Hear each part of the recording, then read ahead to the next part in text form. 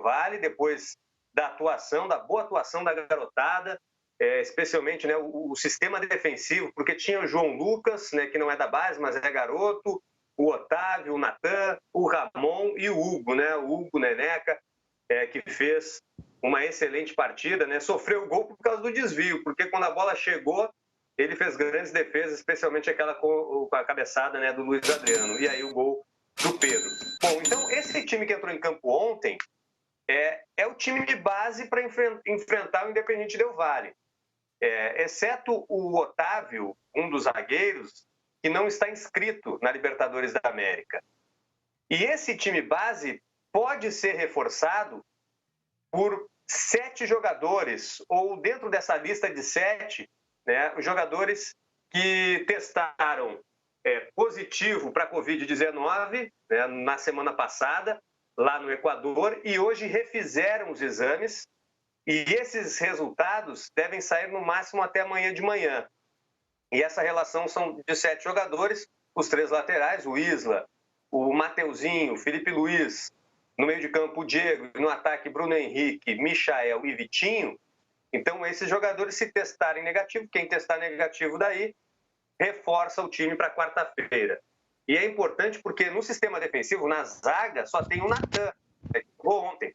Então, o Isla, se testar negativo e ficar à disposição, provavelmente seja utilizado, improvisado como zagueiro, já atuou na sua carreira por ali, então é uma possibilidade. E ainda tem também a espera pelo Gabigol, o Gabigol que se recupera de uma lesão muscular, o César volta porque foi poupado do jogo de ontem, o Diego Alves ainda está com problema no ombro e o Pedro Rocha no departamento médico. Então, a lista de jogadores à disposição do auxiliar técnico Jordi Guerreiro pode aumentar, mas depende desses exames. E por falar nos exames de Covid-19, o adversário do Flamengo, Independiente Del Valle, confirmou hoje 4 casos positivos. Na semana passada já tinha 1. E a delegação do time equatoriano chega amanhã à noite no Rio de Janeiro, João. Perfeito, muito obrigado. Portanto, o Flamengo espera aí com expectativa jogadores que podem reforçar a equipe, né, agregando ao time que ontem conseguiu um grande empate contra o Palmeiras e o Independiente Del Valle com 4 jogadores infectados com coronavírus. Vamos começar a falar disso tudo, né, do que aconteceu ontem, né, e o Edmundo e o Savoia mostraram aí uma esperança para o futuro do futebol brasileiro em cima do que eles viram ontem lá no gramado do Allianz Parque. Começando com você, Edmundo. João, o futebol brasileiro sempre foi revelador, né? Sempre revelou muitos craques. E aí, nessa confusão que para mim me parecia só querer levar vantagem, um por estar com muitos desfalques e o outro pelo mesmo motivo, né?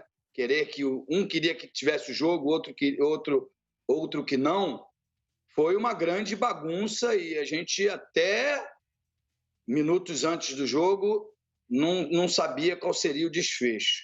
Mas aí começa o jogo e a gente começa a ver meninos brilhantes, e brilhantes mesmo, sim, com personalidade, com boa técnica, com disposição, até alguns, né, tipo o Lincoln, que o pessoal tinha uma desconfiança, jogou muito bem. E no final a gente foi premiado com uma declaração de amor à família, né, do Hugo Souza, o goleiro Neneca, que foi eleito o melhor jogador da partida. Então foi muito, muito, muito positivo, muito proveitoso ver que a gente tem futuro.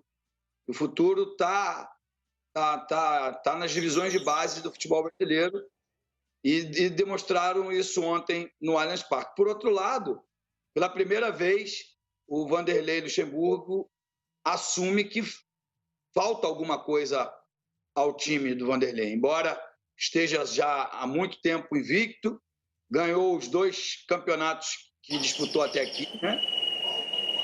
Todos ainda estão em andamento, mas que o desempenho do time é ruim, que deixa a desejar e não traz a confiança que o torcedor precisa para para as competições mais importantes, no caso brasileiro, Copa do Brasil e Libertadores. Falta alguma coisa, acredito que ele vá puxar a orelha dos jogadores para o jogo de meio de semana, vai confirmar o primeiro lugar da equipe do Palmeiras, porque o adversário, eu acho que é bem mais fraco do que esse Flamengo dos meninos. É isso aí, quarta-feira, 7h, exclusivo no Fox Sports, Palmeiras e Bolívar. Tá animado, meu canarinho belga aqui, o Tonzinho, porque a semana realmente promete. E ele também ficou animado com o que ele viu ontem em campo lá no Allianz Parque, não do lado alviverde. Do lado alviverde ele não gostou, não. Mas ele tá cantando assim porque ele gostou muito do que viu do lado rubro-negro, viu, Eduardo Savoia? E ele tem razão, porque eu também concordo com o seu passarinho, o seu canário. Mas uma coisa a gente tem que começar a mudar. Essa história de falta de concentração. Cara, você acha que o time do Flamengo estava com falta de concentração na hora de entrar em campo? Os caras deviam estar com, como diz o Vanderlei, né, virado para o céu, cara, para jogar, ter aquela chance, jogar um clássico do futebol brasileiro. E o Vanderlei, com todo o respeito que eu tenho, eu gosto muito do Vanderlei, mas falar, e os próprios jogadores, que o time entrou desconcentrado, cara. O Palmeiras entrou com uma baita de uma responsabilidade, porque tem um time praticamente completo, teve um time completo, tinha obrigação de ganhar e de jogar bem, mas principalmente de ganhar, não ganhou o jogo, quase perdeu. Todo mundo fala do Hugo, mas o Everton também fez grandes defesas. Os meninos do Flamengo jogaram que nem homens, cara, que nem time titular. E outra coisa, a gente tem que acabar com essas frescuras, né?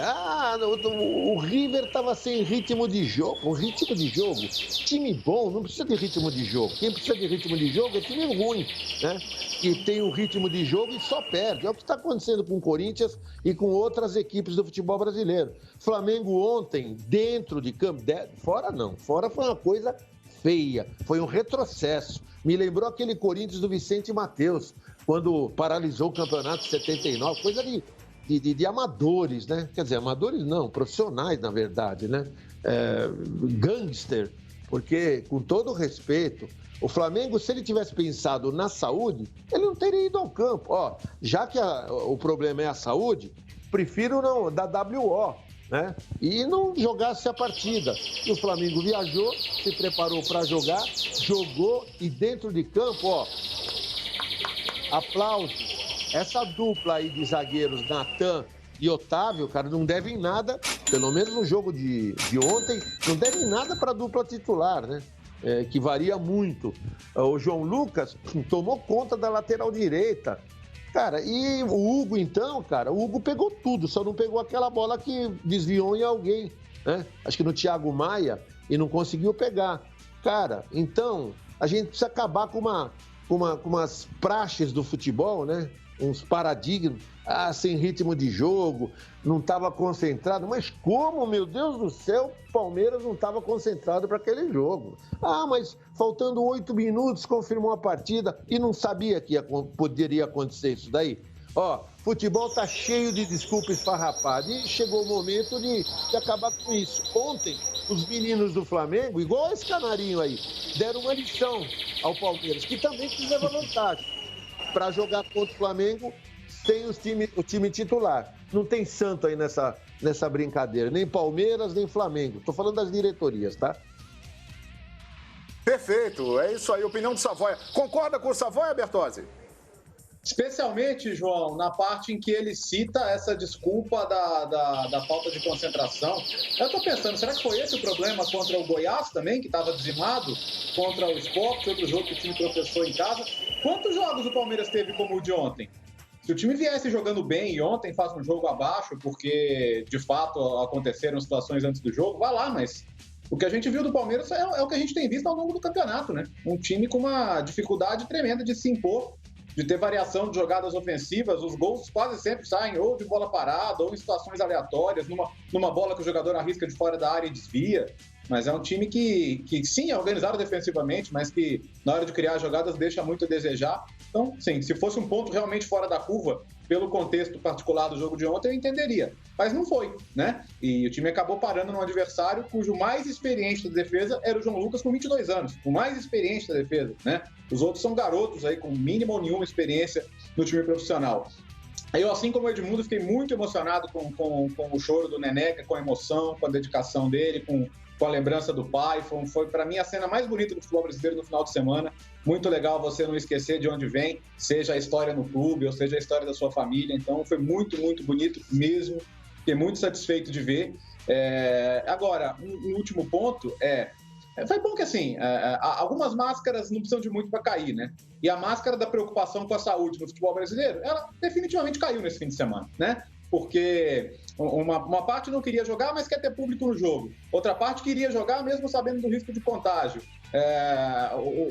A CBF tentando forçar a realização do jogo. Você teve a Conmebol, por exemplo, né? Vamos lembrar que semana passada, no jogo em Guayaquil, aconteceu porque a Conmebol foi interferir junto ao governo do Equador para impor, porque a cidade de Guayaquil não queria permitir que tivesse o jogo, e vou te falar que era a decisão correta não ter o jogo ali também. Então, assim, as máscaras já caíram, né? Daqui a pouco o Walter Feldman vai querer participar de todos os programas aí para defender protocolos, como se algum protocolo fosse suficiente num país que tem a taxa de contágio que o Brasil ainda não controlou.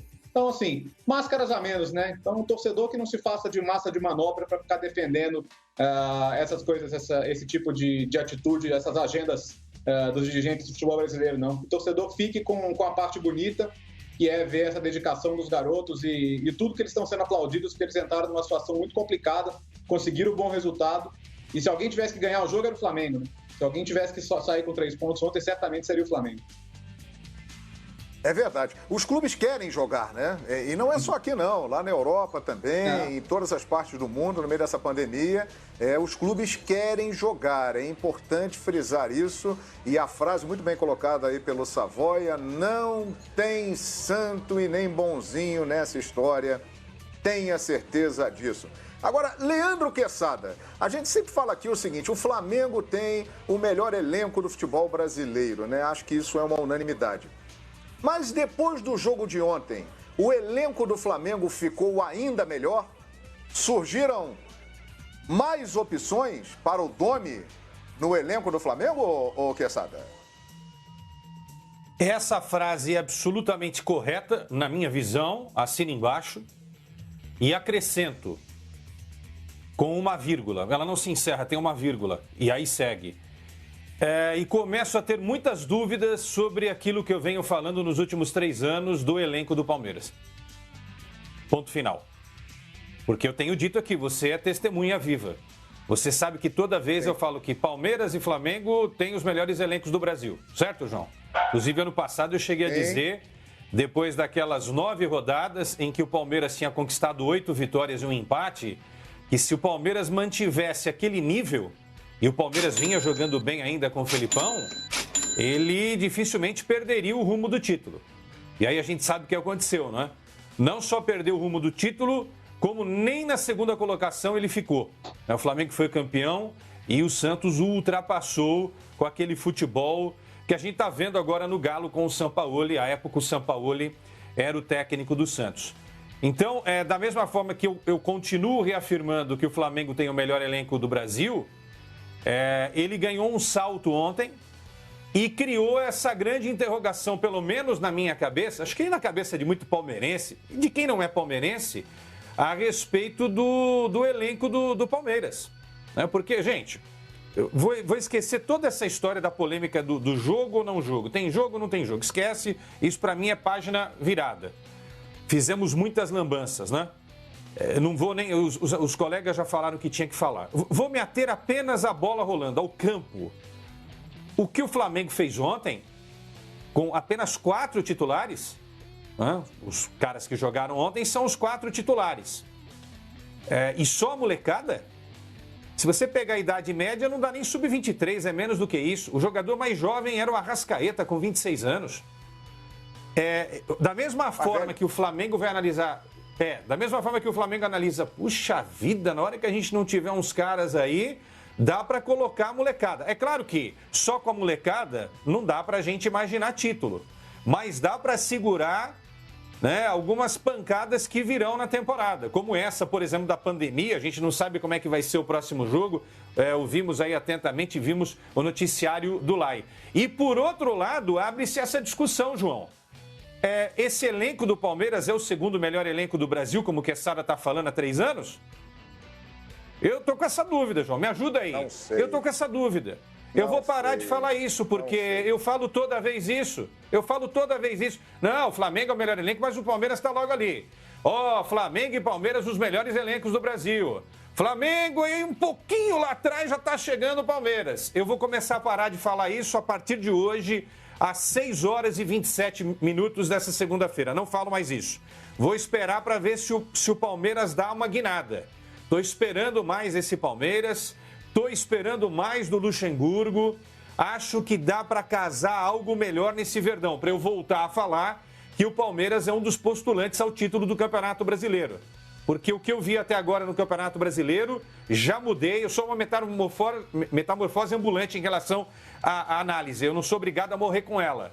Já mudei o meu conceito em relação à questão do elenco do Palmeiras. Para pontuar, tá, João? A gente vai voltar a discutir isso outras vezes. É isso.